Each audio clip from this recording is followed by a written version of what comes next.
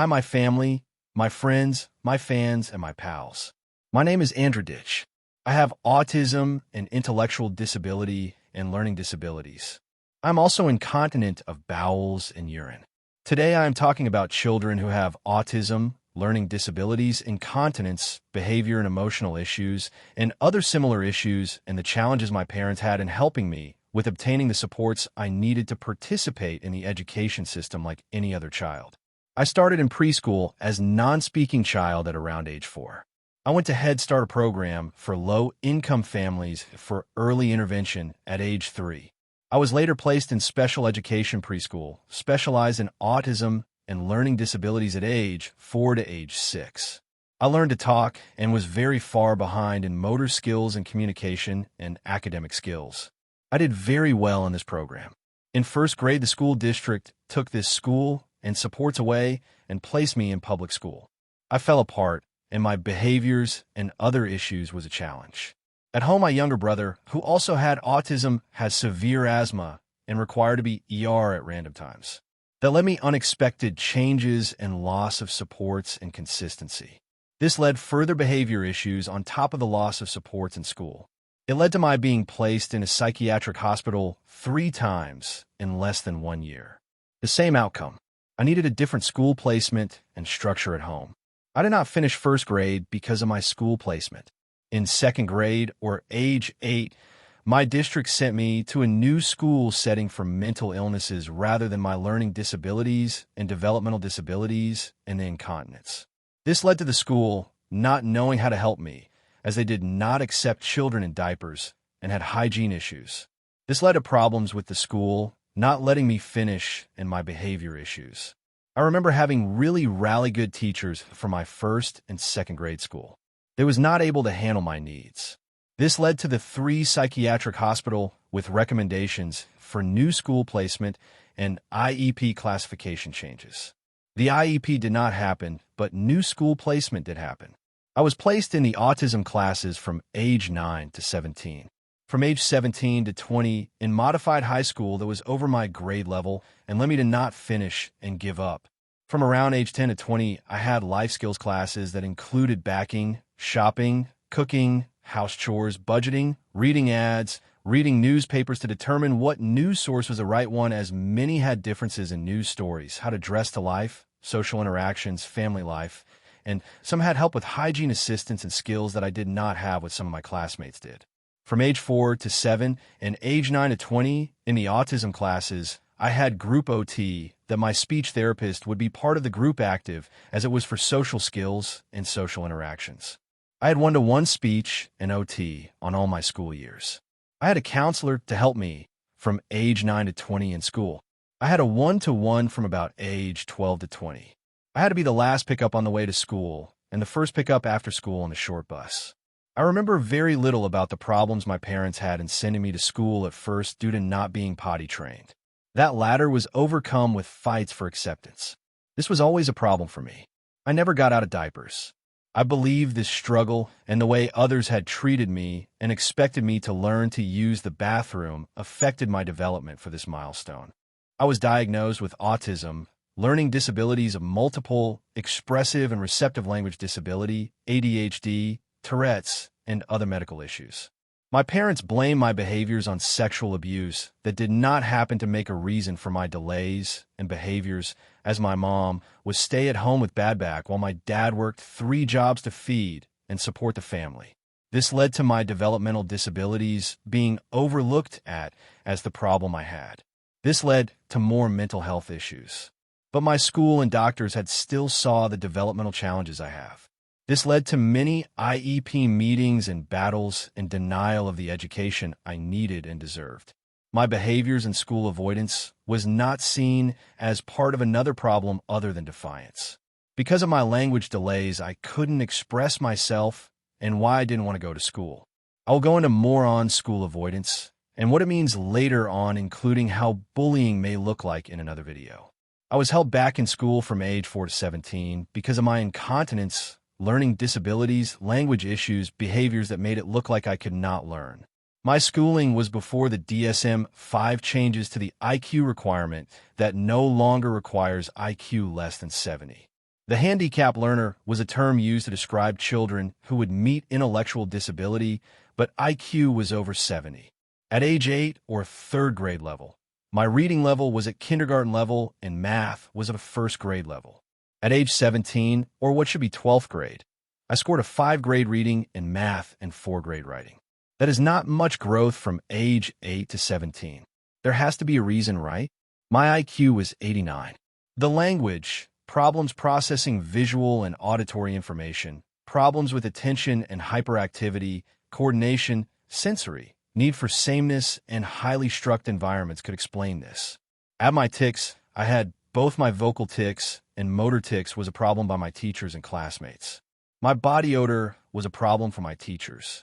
Like most autistic kids, I could not cope with a different pair of clothes, so it was often dirty. Add this to pee and poop accidents. By the way, from age 4 to 10, my school had me on a toilet routine. From age 8 to 12, they had my out of diapers to find me out of class more and had accidents and more time cleaning up and not in class. That routine was like every 5 minutes, it seemed like. The issue is that led to depression and isolation. So was school's choice to put me back in diapers over my parents' request. That led me to better grades and class progress and less depression and isolation at around age 11. I still had a bathroom schedule when the class went. The classes I was in all the way to the end of school had go to the bathroom after breakfast, mid-morning, after lunch, before bus time, and any time a kid had to go. At age 17, I took state testing for school performance. I passed tests I should not have, as my teachers did not teach the things. I was then placed in modified high school for the rest of the 2 years I was in school. It was a mixed disability school, so I had to go special school, but in the regular like high school setting. It was 9th grade classes. These classes way over my grade level and led me doing poor grade. I ended up not wanting to go to school. This was the most difficult part, as I was working part-time with all kinds of help from my family and people in the community who helped me diaper change and hygiene and safety and supports at work part-time. I chose work over school. It made my parents upset. The issue is no child wants to go to school with being the problem with hygiene, toileting, communication, disability issues, and learning disabilities to be not understood and seen as a problem child with behaviors. I was like the only 2 or 3 other kids in my school who I know how to wear diapers. 2 of them was autistic. One of these was intellectual disability, child much older. I was the oldest kid in my modified high school classes. I was not picked on. When I pooped my diaper in autism classes, I got changed right away.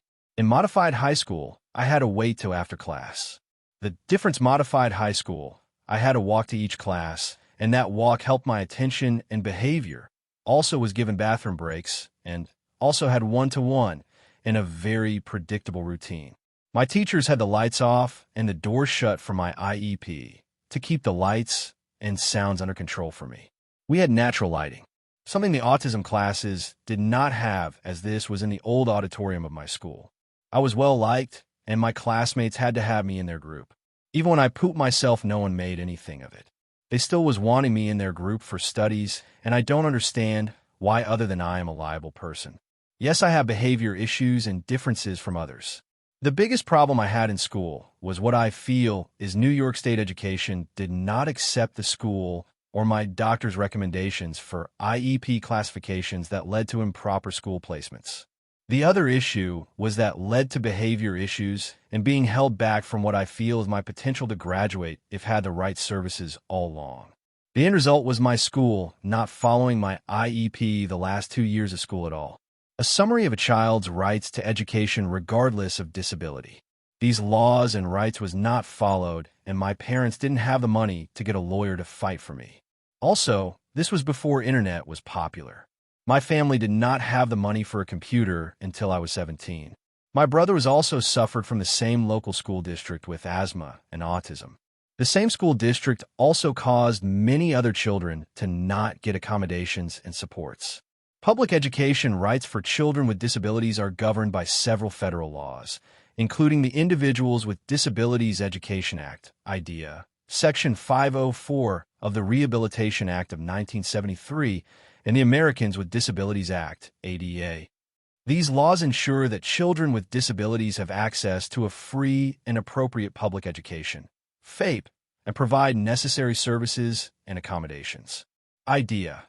This act guarantees a FAPE for children with disabilities, ensuring they receive specialized instruction, related services, and accommodations tailored to meet their individual needs. IDEA also mandates that students with disabilities be educated in the least restrictive environment, LRE, alongside their non-disabled peers whenever possible. Section 504. This law provides civil rights protections to individuals with disabilities in programs that receive federal funding, including most public schools. It does not provide any funding to the covered entity, but does offer protections against discrimination. ADA. This broad law provides civil rights protections to all individuals with disabilities in various aspects of life, including public schools. It prohibits discrimination by state and local governments, which includes public schools. These laws ensure that children with disabilities have a right to learn, belong, and thrive in school. They also provide parents and caregivers with a legal basis to advocate for their children's educational rights and to ensure they receive the support they need to succeed. The IEP classification categories under the Individuals with Disabilities Education Act, IDEA, include the following 13 categories: autism spectrum disorder, deafblindness, deafness, emotional disturbance, hearing impairment, intellectual disability, multiple disabilities, orthopedic impairment, other health impairment, specific learning disability, speech or language impairment, traumatic brain injury, visual impairment, including blindness. What I went through is unfortunately not uncommon. What you describe highlights how misclassification or narrow focus on behaviors can prevent a child from receiving the right supports. If a parent today faced a similar situation, here are the steps they could take to protect their child's education and well-being. School steps parents can take in this situation. 1. Request comprehensive evaluation. Parents can formally request a full special education evaluation under IDEA. This should include cognitive testing, academic achievement, speech/language, occupational therapy for sensory and motor needs, and medical documentation. The goal is to capture the whole picture, not just behaviors. 2. Push for the correct classification. If a child meets criteria for multiple disabilities, parents can advocate for that classification. Multiple disabilities is specifically intended for children whose needs span more than one category, e.g., autism plus medical plus learning disability. This classification often allows for more flexible placement and services. 3. Document medical and social needs. Provide medical records, e.g., incontinence, injuries, tics, and therapy reports. Schools must consider medical conditions that affect learning.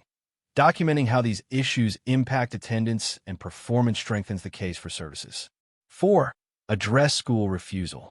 If refusal stems from bullying, sensory overload, or medical needs, parents can request behavior intervention plans, BIP, that focus on root causes, not punishment. Counseling services in school. Accommodations like sensory breaks, private bathroom access, or reduced exposure to triggering environments. 5. Use procedural safeguards. Parents have rights to independent educational evaluations, i.e., at the district's expense if they disagree with school testing. Due process hearings if the district refuses appropriate classification or services. State complaints filed with the Department of Education. Even without a lawyer, advocacy groups and disability rights organizations can help. 6. Build a support team. Connect with advocacy groups like Parent Training and Information Centers, PTIs, funded under IDEA. These centers provide free guidance to families navigating IEP disputes. Peer support groups can also help parents learn strategies from others who face similar battles. Seedling key principle. The classification should reflect the child's needs, not just behaviors. Behaviors are often symptoms of unmet needs: sensory, communication, medical, social. When schools mislabel or oversimplify, children lose access to the right supports. Exactly what you experienced. If you were advising a parent today, the most important message would be: backhand index pointing right, document everything, request comprehensive evaluations, and don't accept a classification that ignores the root causes of your child's struggles. These categories are used to determine eligibility for special education services and must adversely affect a child's educational performance. Emotional disturbance versus autism/intellectual disability. A child with autism and intellectual disability could also meet the criteria for emotional disturbance if their emotional/behavioral challenges are significant and distinct from what is typically associated with autism or intellectual disability. The IEP team would then decide which classification best explains the child's educational needs. Example: if the child's primary barrier to learning is emotional regulation and mental health challenges, the team might classify under emotional disturbance. If autism or intellectual disability is the main driver of educational needs, one of those categories would likely be chosen instead. A situation that many families face. A child's placement doesn't match their actual needs, and the result is frustration, missed school, and lost opportunities. Fixing improper placement in special education is a formal process under IDEA, Individuals with Disabilities Education Act. Here's how it works today. Hammer and wrench process for correcting improper placement. 1. Request a reevaluation. Parents can formally request a reevaluation of their child's educational needs. This includes updated academic testing, cognitive testing, speech/language, occupational therapy, and medical input. Reevaluation must occur at least every 3 years, but parents can request one sooner if placement seems inappropriate. 2. Call an IEP meeting. Parents can request an IEP meeting at any time. 8. The meeting. They can present evidence, doctor's notes, therapist reports, standardized test scores, observations, showing that the current placement is not meeting the child's needs. The team must consider this evidence when deciding placement. 3. Independent educational evaluation, i.e., if parents disagree with the school's evaluation, they can request an IE at public expense. This means an outside specialist evaluates the child, and the school must consider those results in placement decisions. 4. Document impact of misplacement. Show how improper placement has led to declining grade school refusal or absences, emotional distress, or behavioral escalation. Missed opportunities for growth documentation strengthens the case for change. 5. Procedural safeguards. If the school refuses to change placement. Mediation. Neutral third party helps resolve disputes. Due process hearing. Formal legal process where a hearing officer decides if placement violates IDEA. State complaint. Parents can file with the State Department of Education. These safeguards exist so families don't need to rely only on lawyers, though advocates can help. 6. Advocacy support.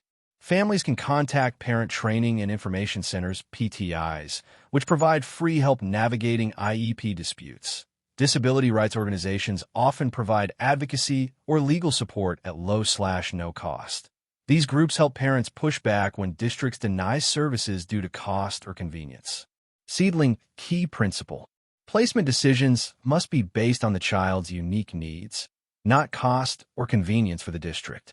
If a placement is causing failure, frustration, or school refusal, parents have the right to challenge it and demand a setting where the child can succeed. White heavy checkmark in your case. The structured environment, sensory supports, and 1:1 help clearly worked. That's evidence that placement should have been tailored to those needs rather than focusing only on behaviors. Today, families in situations have access to free advocacy, training, and legal support resources that didn't exist or weren't as accessible when you were in school. Parents don't need to rely solely on lawyers. There are federally funded centers, hotlines, and toolkits designed to help them navigate IEP disputes and ensure their child's needs are met. Globe with Meridian's free resources available now. 1. Parent Training and Information Centers, PTIs. Funded under IDEA, PTIs exist in every state. They provide free workshops, advocacy training, and one-on-one support for parents navigating IEPs and 504 plans. Parents can find their local PTI through the Center for Parent Information and Resources, cadreworks.org. 2. Special Education Advocacy Toolkits.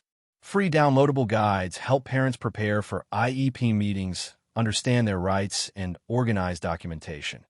Examples include NASET Parent Advocacy Toolkit, step-by-step preparation for IEP meetings, RISE educational advocacy resources, guides on eligibility, IDEA law, and testing requests, student advocacy MI free resources, printable tools for tracking progress and accommodations. 3. Consult lines and hotlines. Many states offer free helplines staffed by special education specialists. Example, Pennsylvania's Special Education Consult Line, 8. Parents can call to get advice on disputes, rights, and placement issues. These services are designed for families who cannot afford private lawyers. 4. Disability advocacy organizations. The ARC National Network provides advocacy for children and adults with intellectual and developmental disabilities ACHIEVA.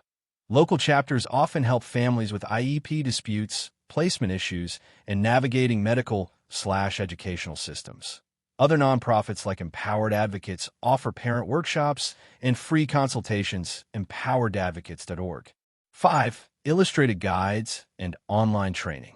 Resources like the Goldman Center's Illustrated Guide to IEP Advocacy explain the IEP process in plain language. Online communities, e.g., A Day in Our Shoes, A Day in Our Shoes, share strategies for strengthening advocacy and preparing for changes in IDEA law. Puzzle piece why these matter. Behavior issues are often symptoms of unmet needs. Today's advocacy resources emphasize root causes, sensory, communication, medical, or learning challenges, rather than labeling children only by behavior. Parents can now access free legal information, advocacy coaching, and peer support without needing to hire a lawyer. These tools empower families to demand appropriate placement, services, and accommodations. The Americans with Disabilities Act, ADA, protects disabled children in schools by prohibiting discrimination and requiring equal access to education, facilities, and services. It ensures that schools must provide reasonable accommodations so students with disabilities can participate fully in academic and non-academic activities. School key ADA protections in schools. 1. Non-discrimination. Under Title II of the ADA, public schools and state/local educational agencies cannot discriminate against students with disabilities. This means children must have the same opportunities to enroll, attend, and participate in programs as their non-disabled peers. ADA National Network, U.S. Department of Education. 2. Equal access. Schools must make their programs and services accessible. This includes physical accessibility, ramps, elevators, accessible bathrooms, and programmatic accessibility, modified teaching methods, assistive technology, communication supports, accessibility checker. 3. Reasonable accommodations. Schools must provide accommodations such as extended time on tests, modified assignment, sensory breaks, accessible classroom material support for medical needs, e.g., incontinence, tics, or mobility issues. These accommodations ensure the child can benefit from education alongside peers. ADA National Network. 4. Overlap with Section 504 and IDEA. The ADA works alongside Section 504 of the Rehabilitation Act and IDEA. IDEA provides special education services through an IEP. Section 504 provides accommodations through a 504 plan. ADA ensures broader civil rights protections, covering access to facilities, extracurriculars, and public programs. Congress.gov. ADA National Network. 5. Extracurricular and non-academic activities. ADA protections extend beyond academics. Disabled students must have equal access to sports, clubs, field trips, and after-school programs. Schools cannot exclude a child from these activities because of disability. ADA National Network. 6. Enforcement. The U.S. Department of Education's Office for Civil Rights, OCR, enforces ADA and Section 504 in schools. Parents can file complaints if they believe their child has been discriminated against. Remedies may include changes to placement, accommodations, or staff training. U.S. Department of Education. Seedling why this matters. The ADA ensures that behavioral challenges, medical needs, or sensory differences are not used as grounds for exclusion. Instead, schools must look at the root causes and provide supports so children can thrive. This directly addresses the kind of situation you described, where behaviors were misunderstood instead of accommodations being provided. In short, The ADA guarantees that disabled children cannot be excluded or treated unfairly in school.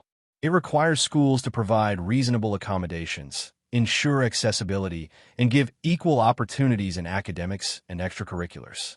How does the No Child Left Behind Act protect children with disabilities in situations that the child has potential to learn but struggle?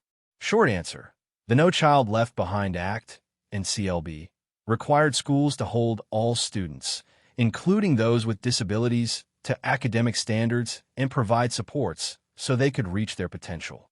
If a child was placed improperly and struggled, the process to fix it involves requesting a reevaluation, convening an IEP meeting, documenting unmet needs, and using procedural safeguards, like mediation or due process, to challenge the placement and secure appropriate services. Great Schools Rights Law LD Online.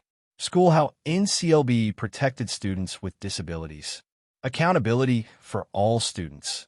NCLB mandated that children with disabilities be included in statewide testing and accountability systems. Schools could not exclude them from progress measures. Great Schools LD Online. Access to general curriculum. Students with disabilities had to be taught the same academic content as peers, with accommodations and modifications as needed. Rights Law. Research-based instruction. Schools were required to use teaching methods proven effective, not just place students in segregated or watered-down programs. California Association of School Psychologists. Highly qualified teachers. NCLB aligned with IDEA to ensure special education teachers were trained to deliver academic content. U.S. Department of Education. This meant that if a child had potential to learn but struggled, like your situation, schools were legally obligated to provide supports rather than dismiss progress as behavioral. Process for fixing improper placement. If a student is placed in classes that don't match their needs, parents can take these steps. Request reevaluation. Parents can formally ask for updated testing to show the child's true abilities and needs. This includes academic, cognitive, medical, and functional assessments. Call an IEP meeting. Present evidence, doctor's notes, neurologist recommendations, standardized test results. Argue that placement is not allowing the child to make progress, which violates IDEA and NCLB's requirement for access to learning. Independent educational evaluation, i.e., if the school's evaluation is inadequate, parents can request an outside evaluation at the district's expense. This provides stronger evidence for proper placement. Document impact of misplacement. Show how improper placement led to failing grades, school refusal, or emotional distress. This strengthens the case for change. Use procedural safeguards. Mediation. Neutral third party helps resolve disputes. Due process hearing. Formal legal challenge to the school's placement decision. State complaint. File with the Department of Education if rights are violated. Advocacy. Support parent training and information centers, PTIs, provide free help. Disability rights organizations can assist families without requiring expensive lawyers. Seedling. Key takeaway. Under NCLB, schools were required to teach and test children with disabilities alongside peers, not hide them in placements that ignored their potential. If placement was wrong, the legal process allowed parents to demand reevaluation, challenge decisions, and secure appropriate supports. Your story shows how structured environments, sensory breaks, and individualized supports help you thrive. Exactly the kind of accommodations NCLB and IDEA were meant to guarantee. If a child is not out of diapers and need help with being checked, changed, brought to the toilet, help wiping and getting dressed, can a school refuse the child? This is an important question, and the short answer is no. A public school cannot refuse to serve a child because of toileting or self-care needs if the child is otherwise entitled to a free, appropriate public education, FAPE, under the Individuals with Disabilities Education Act, IDEA, or Section 504 of the Rehabilitation Act. Receipt. Legal protections. IDEA guarantees that children with disabilities have the right to attend public school and receive special education services tailored to their needs. Schools must provide related services, such as assistance with toileting, feeding, dressing, or medical care, if those services are necessary for the child to benefit from education. Section 504 and the Americans with Disabilities Act, ADA, prohibit discrimination based on disability. Refusing a child because they need toileting help would be considered discriminatory. Restroom, toileting, and self-care in schools.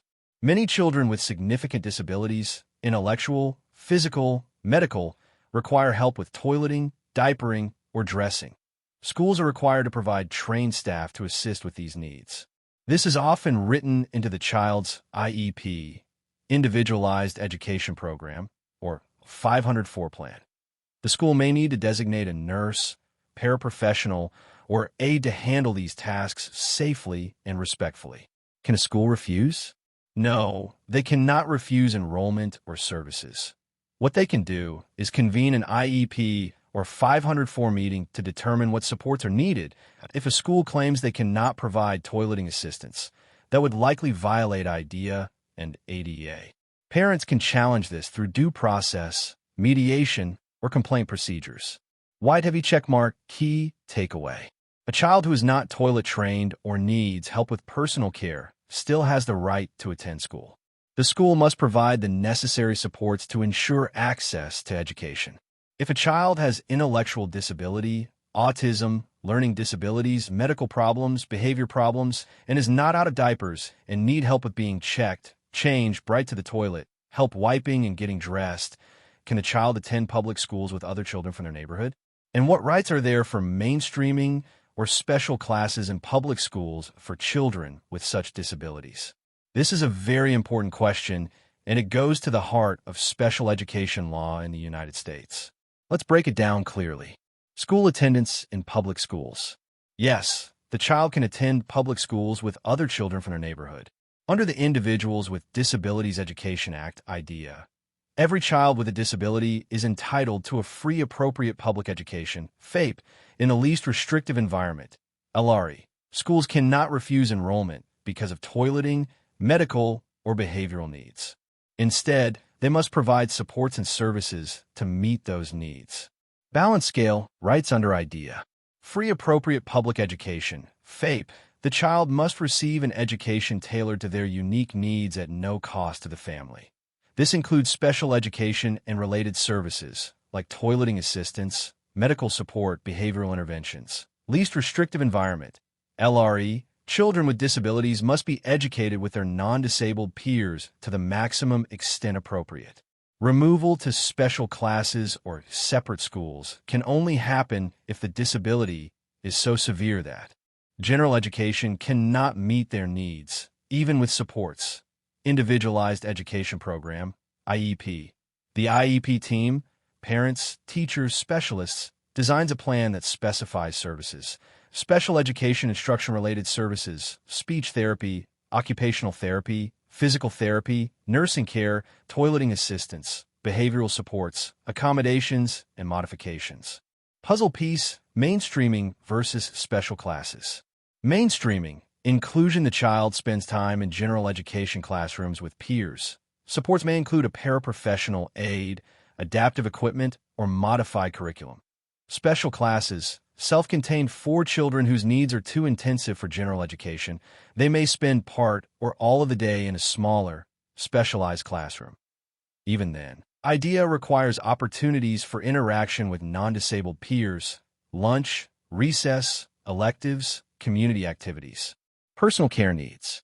Schools must provide staff to help with diapering and toileting, dressing, and hygiene medical monitoring, if needed.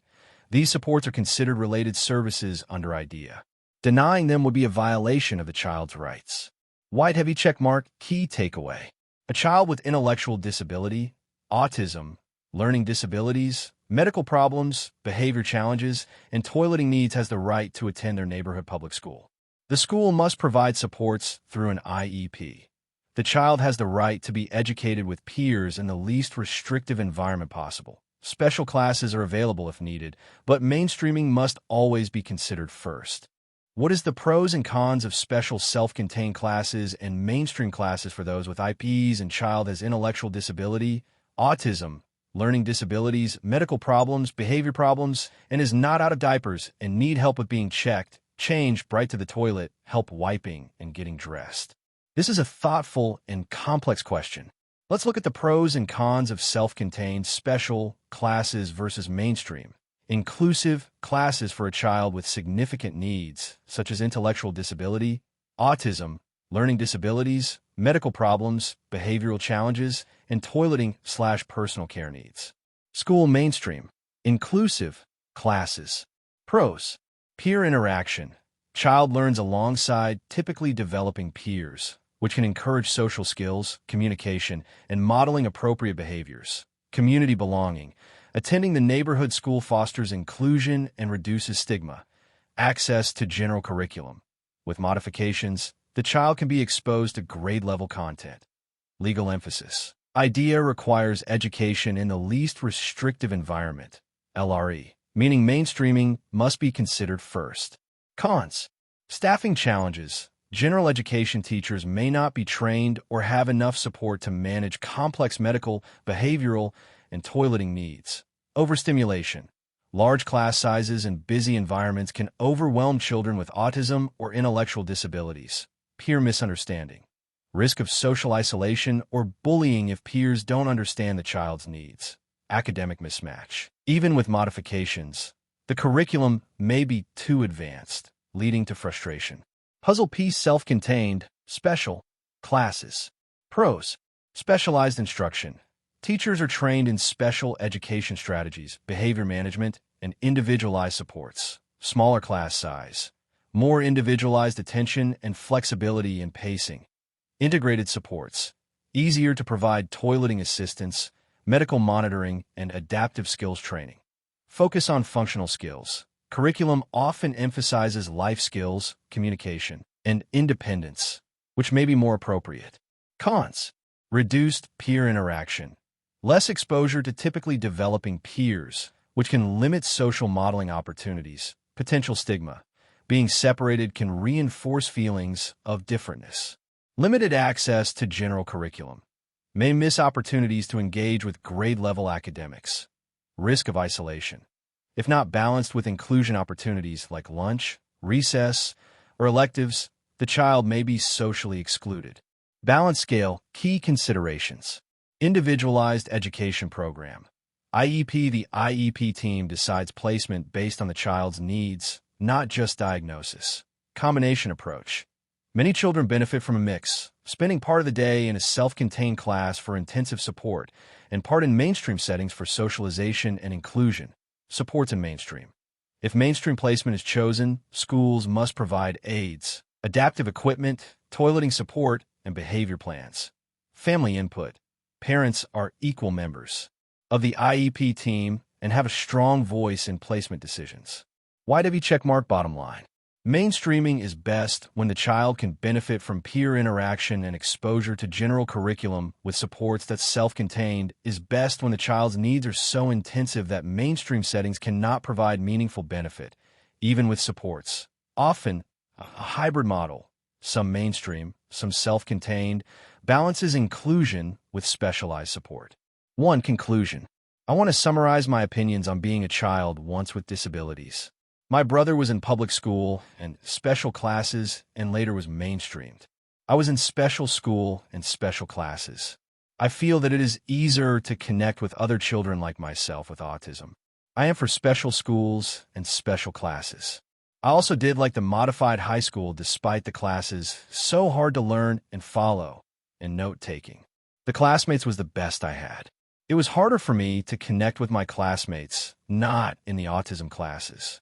I fell out of place at first in diapers and older than my peers in modified high school, but my classmates made me feel wanted and accepted and always included me, with help of the teachers, of course.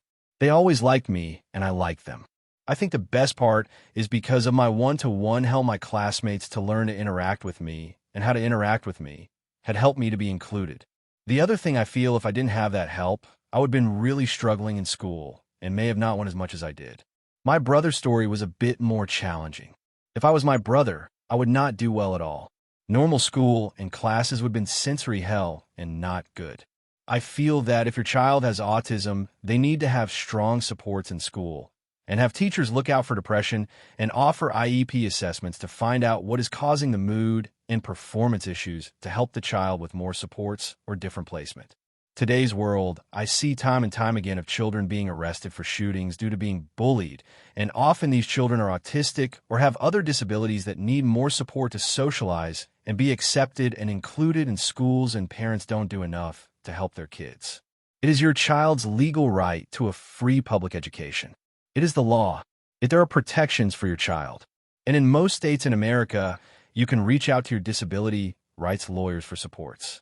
If you like this video, please like it. If you want to see more videos like this, please subscribe. Share any videos you find helpful to bring awareness and inclusion of persons with disabilities. I will see you next time.